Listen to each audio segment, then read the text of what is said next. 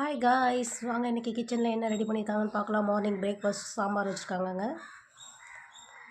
சுட சுட ஆவி பறக்கும் சமையல் சாம்பார் ரெடி.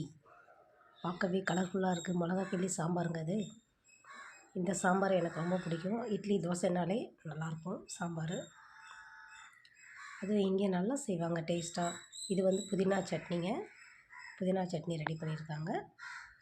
சூப்பராக இருக்குது. பார்க்கவே நல்லா க்ரீனாக நல்லாயிருக்கு.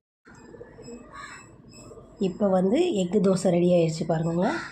எக்கு தோசை ரெடி ஆகிடுச்சு. சட்னி வச்சு சாம்பார் வச்சு இப்போ சாப்பிட போகிறாங்க. ஓகேவா? ஆவி பறக்கும் சமையல் ரெடி. ப்ளீஸ் சப்ஸ்கிரைப் பண்ணுங்கள், கமெண்ட் பண்ணுங்கள். இப்போ இதை பவுலில் ஊற்றி எடுத்துகிட்டு போகிறாங்க சாப்பிட்றதுக்காண்டி.